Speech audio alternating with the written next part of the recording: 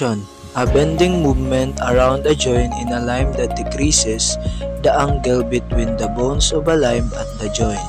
Extension, an act or instance of extending, lengthening, or stretching out or enlarging the scope of something. Abduction is the movement of a body part away from the body's midline. Adduction, the movement of a limb or other part toward the midlines of the body or toward another part. Circumduction is the movement of the life bend or fingers in a circular pattern using the sequential combination of flexion, adduction, extension, and abduction motion.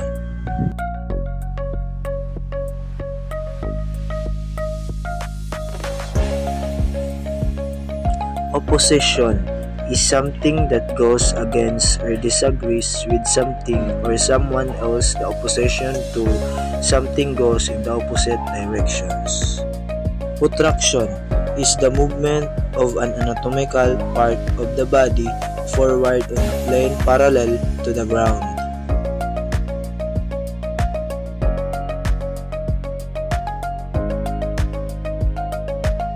Elevation and depression are downward and upward movements of the scapula or mandible are used to describe the movement of a body structure above or below the horizontal.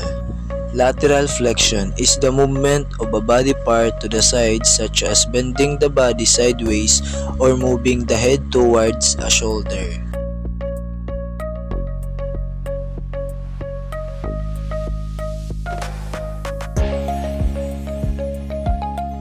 Rotation is a circular movement of a limb around the fixed joints, either towards or away from the body's midline. Rotation can occur in the head.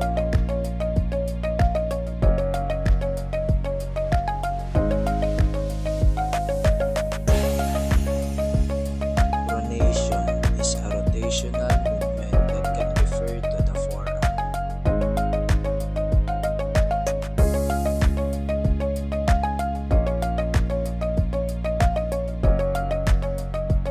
Supination is the rotation of the arm bend so that it faces upward or away from the body's midline.